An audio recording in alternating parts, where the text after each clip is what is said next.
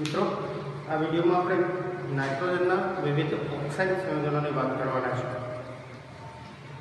વ્યાખ્યાયિત કરવા હોય તો નાઇટ્રોજનની ઓક્સિજન સાથેની પ્રક્રિયાથી બનતા સંયોજનોને નાઇટ્રોજનના ઓક્સાઇડ સંયોજનો તરીકે કહી શકાય। નાઇટ્રોજન વિવિધ પ્રમાણમાં ઓક્સિજન સાથે સંયોજાય છે અને અલગ અલગ પ્રકારના ઓક્સાઇડ સંયોજનો બનાવે છે, જેમાં નાઇટ્રોજનની ઓક્સિડેશન અવસ્થાઓ એ +1 થી માંડીને +5 સુધીની ઓક્સિડેશન અવસ્થા ધરાવતા સંયોજનો એ આપણને મળે છે। +1 ઓક્સિડેશન અવસ્થા ધરાવતું નાઇટ્રોજનનું ઓક્સાઇડ સંયોજન એટલે નાઇટ્રસ ઓક્સાઇડ અથવા એને નાઇટ્રોજન 1 ઓક્સાઇડ તરીકે પણ આપણે કહી શકીએ, જેનું સૂત્ર થશે N2O। આ N2O ની બનાવટની વાત કરીએ તો NH4NO3 એટલે કે એમોનિયમ નાઇટ્રેટ ને ગરમ કરતા એનું વિઘટન થઈ આપણને N2O અને 2 મોલ ઓફ H2O પ્રાપ્ત થશે। ફરીથી એક વખત +1 ઓક્સિડેશન અવસ્થા ધરાવતું નાઇટ્રસ ઓક્સાઇડ જેનું સૂત્ર છે N2O, બીજું નામ આપણે આપી શકીએ નાઇટ્રોજન 1 ઓક્સાઇડ, અને એની બનાવટ તરીકે આપણે લખી શકશું કે એમોનિયમ નાઇટ્રેટનું વિઘટન કરતા નાઇટ્રસ ઓક્સાઇડ અને પાણીના અણુઓ મુક્ત થાય છે। જોના ગુણધર્મોની ચર્ચા થાય તો રંગની દ્રષ્ટિએ એ રંગવિહીન છે, ભૌતિક સ્થિતિ વાયુ છે, અને રાસાયણિક ગુણધર્મ તરીકે આપણે લખી શકશું કે સ્વભાવે તટસ્થ છે। સામાન્ય રીતે આપણે બોલતા હોઈએ છીએ કે અધાતુના ઓક્સાઇડ સંયોજનો છે એ એસિડિક હોય છે, પરંતુ નાઇટ્રોજનનું ઓક્સાઇડ સંયોજન નાઇટ્રસ ઓક્સાઇડ એ રાસાયણિક દ્રષ્ટિએ એ આપણને તટસ્થ છે એવું આપણે કહી શકીએ। બીજું સંયોજન એટલે +2 ઓક્સિડેશન અવસ્થા ધરાવતું સંયોજન, જેને નામ આપી શકશું આપણે નાઇટ્રિક ઓક્સાઇડ, અથવા એનું બીજું નામ રહેશે એ નાઇટ્રોજન 2 ઓક્સાઇડ તરીકે, જેનું સૂત્ર એ NO તરીકે આપણે લખી શકીએ। અને એની બનાવટની વાત કરીએ તો સોડિયમ નાઇટ્રાઇટની FeSO4 સાથે એસિડિક માધ્યમમાં પ્રક્રિયા કરતા એનું રૂપાંતરણ એ નાઇટ્રિક ઓક્સાઇડ, Fe નું રૂપાંતરણ Fe2SO4 થાય એને HSO4 અને પાણીના અણુઓ મુક્ત થશે। સ્વાભાવિક સમજી શકે કે +3 ઓક્સિડેશન અવસ્થા ધરાવતું સોડિયમ નાઇટ્રેટનું નાઇટ્રોજન એ +2 ઓક્સિડેશન અવસ્થા ધરાવતા નાઇટ્રિક ઓક્સાઇડમાં કન્વર્ટ થાય છે, એનું રિડક્શન થાય છે। ફેરસ સલ્ફેટમાં Fe નો ઓક્સિડેશન એ +2 છે, જેનું કન્વર્ઝન ફેરિક સલ્ફેટમાં +3 માં થાય છે, એનું ઓક્સિડેશન થાય છે। માધ્યમ એ એસિડિક છે, રેડોક્સ પ્રક્રિયા દ્વારા આ પ્રક્રિયા સંપૂર્ણ થાય છે। 2 મોલ NaNO2 નો ઉલ્લેખ કરીશું તો 2 મોલ સ્વાભાવિક છે, અહીંયા ગણતરીમાં લઈશું। અહીંયા Fe2+ છે, 2 મોલ છે, Fe2SO4 તરીકે છે તો 2 મોલ અહીંયા પણ ગણતરીમાં લઈશું, તો 3 ને 2 5 થયા, 5 થયા એટલે 3 ને 2 5 તરીકે સલ્ફેટ આયનની ગણતરી પણ આપણે લઈશું। સ્વાભાવિક છે એવી જ રીતે 2 નાઇટ્રોજન અહીંયા મળે છે તો 2 મોલ અહીંયા ઉલ્લેખ થશે, અને પાણીના અણુનો પણ ઉલ્લેખ અહીંયા સમજી શકશું। 2 હાઇડ્રોજન અહીંયા છે, 2 અહીંયા 2 ઘટે છે તો 2H2O તરીકે અહીંયા આપણે દર્શાવીશું। તો સમીકરણ સંતુલિત સ્વરૂપમાં પણ આપણે લખી શકશું સેમ ગુણધર્મો એટલે કે રંગવિહીન, વાયુ અને તટસ્થ, આ ત્રણેય ગુણધર્મો આપણને નાઇટ્રિક ઓક્સાઇડના પણ અહીંયા પ્રાપ્ત થશે। ત્યારબાદ +3 ઓક્સિડેશન અવસ્થા ધરાવતા સંયોજનની વાત કરીએ તો ડાયનાઇટ્રોજન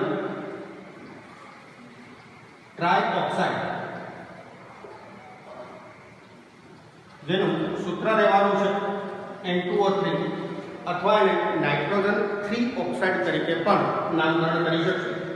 બનાવટ તરીકે 2 મોલ નાઇટ્રિક ઓક્સાઇડની પ્રક્રિયા 2 મોલ NO2 સાથે લગભગ 250 કેલ્વિન તાપમાન નાઇટ્રિક ઓક્સાઇડ અને ડાયનાઇટ્રોજન ટ્રાઇઓક્સાઇડ નું કન્વર્ઝન એ N2O3 માં કરીશું, જે આપણે 2 મોલ એ પ્રાપ્ત થશે। વિશેષતા એ છે ગુણધર્મોમાં વાદળી રંગનો પદાર્થ સામાન્યતઃ આપણને ઘન સ્વરૂપે મળે છે અને સ્વભાવે એસિડિક છે. તો એક ગુણધર્મ ડાયનાઇટ્રોજન ટ્રાયોક્સાઇડના છે. +4 ઓક્સિડેશન અવસ્થા ધરાવતું નાઇટ્રોજનનું ઓક્સાઇડ સંયોજન તરીકે અહીં આપણે NO2 નાઇટ્રોજન ડાયોક્સાઇડ તરીકે ડાઇઓક્સાઇડ તરીકે એને કહી શકીએ. અને આ નાઇટ્રોજન ડાયોક્સાઇડ અથવા નાઇટ્રોજન 4 ઓક્સાઇડ તરીકે પણ કહી શકીએ. એ બનાવવા માટે લેડ નાઇટ્રેટનું વિઘટન કરવામાં આવે છે.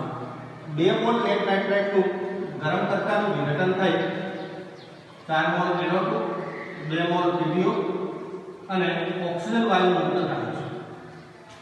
એ પ્રક્રિયા એ નાઇટ્રોજન ડાયોક્સાઇડની બનાવટ માટેની છે. તે સામાન્ય રીતે લેબોરેટરીમાં તે વપરાય છે. લેડ નાઇટ્રેટનું વિઘટન થઈ નાઇટ્રોજન ડાયોક્સાઇડ ઉત્પન્ન થાય છે. કથ્થાઈ રંગનો પદાર્થ ભૌતિક સ્થિતિ સામાન્ય તાપમાને વાયુ સ્વરૂપે મળે છે અને સ્વભાવે એસિડિક છે. એ બાબતની વાત અહીંયા કરી શકીએ. એવી જ રીતે +4 ઓક્સિડેશન અવસ્થા ધરાવતું બીજું સંયોજન એટલે N2O4 જે NO2 ના ડાઈમર તરીકે અથવા દ્વિઅણુ તરીકે વર્તે છે. બે NO2 ના અણુઓ ભેગા થઈ એક N2O4 નો અણુ બનાવે છે. એટલે નામકરણ કરીએ તો ડાઇનાઇટ્રોજન ટેટ્રોક્સાઇડ અથવા ફરીથી એને કહી શકશું કે નાઇટ્રોજન 4 ઓક્સાઇડ. બનાવટ સિમ્પલ છે. 2 મોલ NO2 ના અણુને ઠંડક પાડતા એનું રૂપાંતરણ છે એ N2O4 માં થશે. એ પ્રક્રિયા રિવર્સિબલ પણ થઈ એટલે કે ગરમ કરતા એનું વિઘટન થઈ અને ફરીથી નાઇટ્રોજન ડાયોક્સાઇડ મળે છે. રંગવિહીન છે. સામાન્ય તાપમાને ઘન અથવા પ્રવાહી સ્વરૂપે મળી આવશે અને સ્વભાવે એસિડિક છે. તો એ બાબત N2O4 ને લઈને કહી શકાય. ત્યારબાદ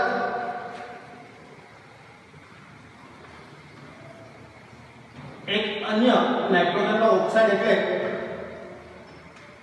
+5 ઓક્સિડેશન અવસ્થા ધરાવતો નાઇટ્રોજનના ઓક્સાઇડ માટે ડાઇનાઇટ્રોજન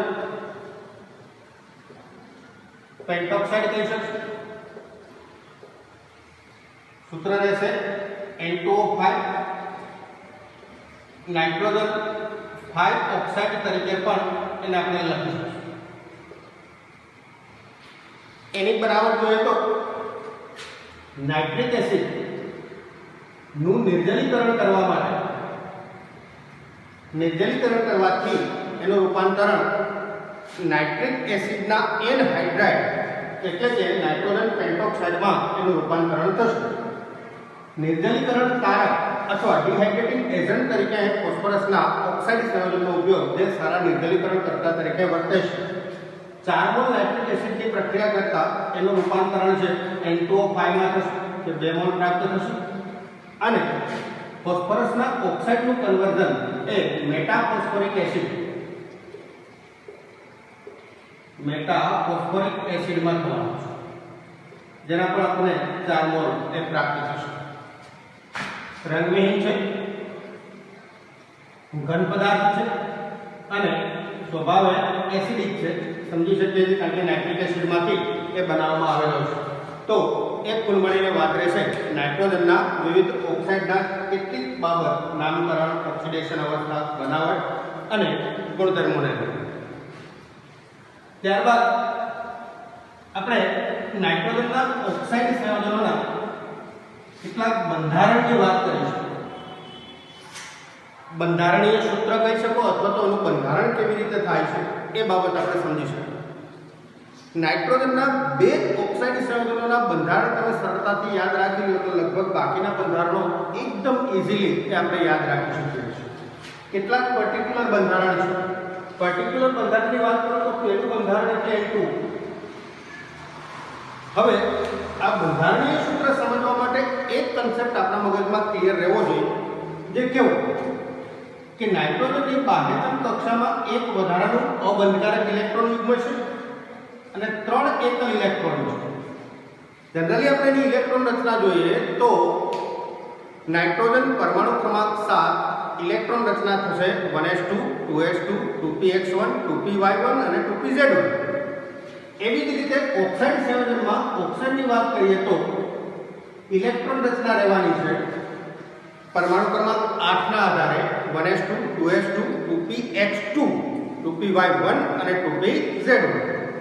આ બંનેની ઇલેક્ટ્રોન રચનાના આધારે જેટલા અણુઓ એ સંયોજન બનાવવામાં ભાગ લે છે એનું બંધારણીય સૂત્ર આપણે કાંઈ ને કાંઈ દર્શાવી શકીએ છીએ.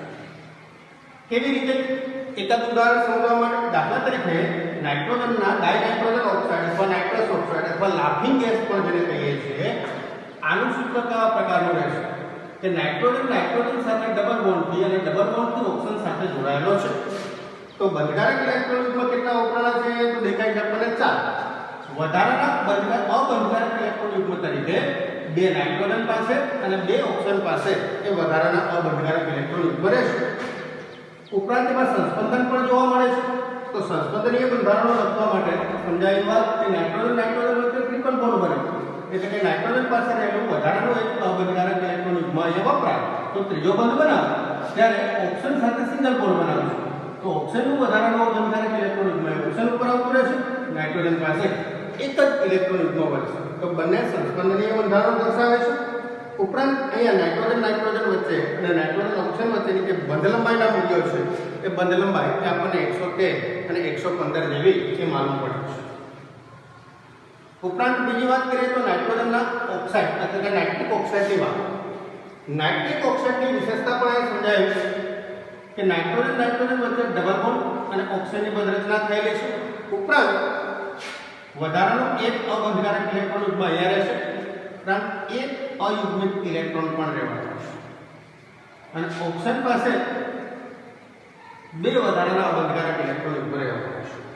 આ વધારાનો એકલ ઇલેક્ટ્રોન અથવા અયુગ્મિત ઇલેક્ટ્રોન એ સંસ્પંદનીય સ્વરૂપમાં રહેશે. શક્ય બને છે કે ઓક્સિજન પાસે પણ એક ઇલેક્ટ્રોન સતત એ ફરતો રહે છે. તો એનું સંસ્પંદનીય બંધારણ દર્શાવી શકશે. 115 જેવી બંધ લંબાઈ એ આપણને અહીંયા એ જોવા મળશે. ત્યારબાદ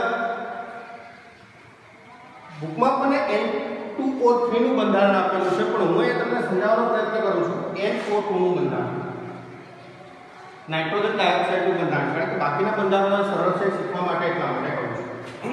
કેવી રીતે? તો નાઇટ્રોજન ડબલ બોન્ડથી ઓક્સિજન સાથે અને સિંગલ બોન્ડથી ઓક્સિજન સાથે જોડાયેલો છે.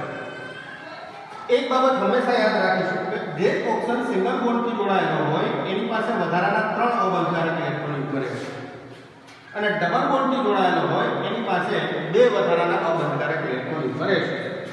વિશેષતા એ નાઇટ્રોજન પાસે એક સિંગલ ઇલેક્ટ્રોન અયુગ્મિત ઇલેક્ટ્રોન તરીકે અથવા એકલ ઇલેક્ટ્રોન તરીકે બંધારણ રહેશે. તો અહીંયા સંસ્પંદન કેવું માલુમ પડે છે? તો માત્ર ડબલ બોન્ડના સ્થાન ફેર થાય છે.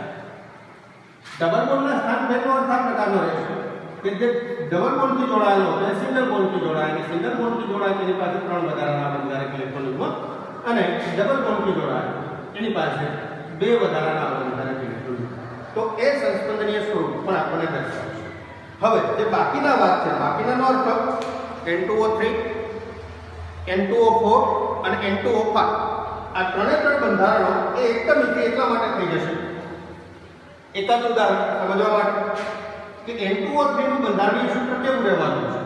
તો N2O3 ના બંધારણીય સૂત્રમાં નાઇટ્રોજન પાસે વધારાનો એકલ ઇલેક્ટ્રોન અને આ NO2 માં વધારાનો નાઇટ્રોજન એ બંનેને જોડવાના છે. બાકી સમજો સિંગલ બોન્ડ ઓક્સિજન ડબલ બોન્ડથી જોડાયેલો છે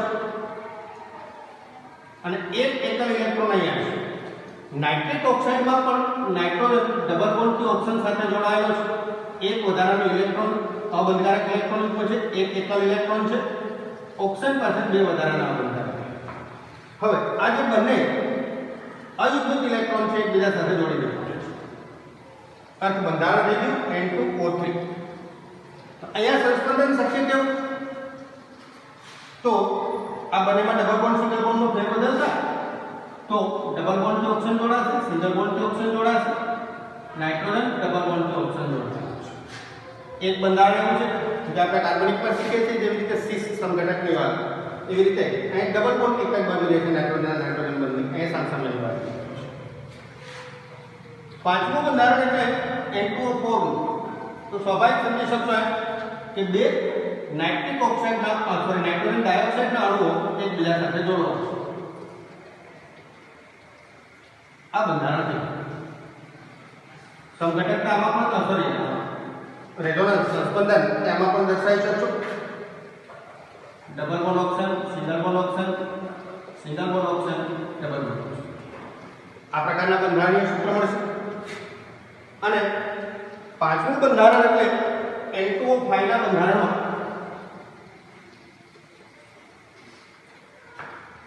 જે N2O4 નું બંધારણ છે એની જેવું જ બંધારણ N2O5 માં પણ જોવા મળશે. જે વાત થઈ double bond option, single bond option, nitrogen, double bond option, single bond option. હવે અહીંથી વચ્ચેથી એક ઓક્સિજન એ જોડાયેલો છે. આટલો માત્ર ફેર વધારે છે. આ ઓપ્શન પાસે પણ બે વધારાના બંધારક ઇલેક્ટ્રોન, આ ઓપ્શન પાસે બે, આ ઓપ્શન પાસે ત્રણ. સંસ્પંદનામાં પણ દર્શાવી શકશો. સામે આવી જશે ડબલ બોન્ડનું સ્થાન અને સિંગલ બોન્ડનું સ્થાન એક ફેર બદલાઈ જશે. તો આ કેટલાક બંધારણો આપણને આપેલા છે. પરીક્ષામાં પૂછવા જેવી વાત શું રહેશે? તો બંધ લંબાઈ, બંધ કોણના મૂલ્યો, અબંધકારક ઇલેક્ટ્રોન યુગ્મની સંખ્યા, બંધકારક ઇલેક્ટ્રોન યુગ્મની સંખ્યા. આ પ્રકારના પ્રશ્નો આપણને નાઇટ્રોજનના વિવિધ ઓક્સાઇડનું જે બુકમાં મટીરિયલ આપણને આપેલું છે આ મટીરિયલના આધારે એક સરળતાથી સિમ્પલી સમજી શકાય એ પ્રકારની વાત એ મારે અહીંયા કરવાની છે. Thank you.